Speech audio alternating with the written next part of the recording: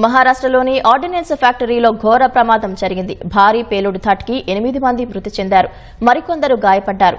పేలుడు ధాటికి ఫ్యాక్టరీ పైకప్పు కూలిందన్న అధికారులు ఘటనా స్థలంలో సహాయక చర్యలు కొనసాగుతున్నట్లు చెప్పారు. మహారాష్ట్రలోని భండారా జిల్లాలో ఉన్న ఆర్డినెన్స్ ఫ్యాక్టరీలో భారీ పేలుడు సంభవించింది. ఈ ప్రమాదంలో 8 మంది చనిపోయారని కేంద్ర మంత్రి నితిన్ గడ్కరీ తెలిపారు. మరో 7 గాయపడ్డారని వెల్లడించారు. ఇప్పటివరకు 4 మృతదేహాలను శిథిలాల నుంచి వెలికితీశామని జిల్లా కలెక్టర్ తెలిపారు. 5 క్షతగాత్రులను రక్షించామని చెప్పారు. ఉదయం 10:30 గంటల సమయంలో జవహర్ నగర్లోని ఆర్డినెన్స్ ఫ్యాక్టరీ ఎల్టీపీ సెక్షన్లో పేలుడు జరిగినట్లు జిల్లా కలెక్టర్ సంజయ్ కోల్టే తెలిపారు. పేలుడు తీవ్రతకు ఫ్యాక్టరీ పైకప్పు కూలిందని చెప్పారు. ప్రమాదం జరిగినప్పుడు ఫ్యాక్టరీలో 13 నుంచి 14 మంది పనిచేస్తున్నారని తెలిపారు. ప్రమాద ఘటనపై రక్షణ మంత్రి రాజ్నాథ్ సింగ్ విచారం వ్యక్తం చేశారు.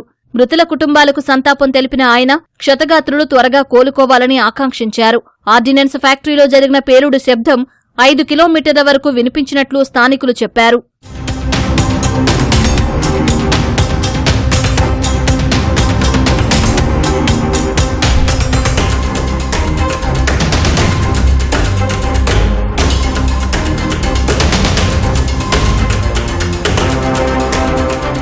ఈ ఘటనపై స్పందించిన మహారాష్ట్ర సీఎం దేవేంద్ర ఫడ్నవీస్, జిల్లా కలెక్టర్, ఎస్పీ ఘటనా స్థలంలోనే ఉండి సహాయక చర్యలను పర్యవేక్షిస్తున్నట్లు చెప్పారు.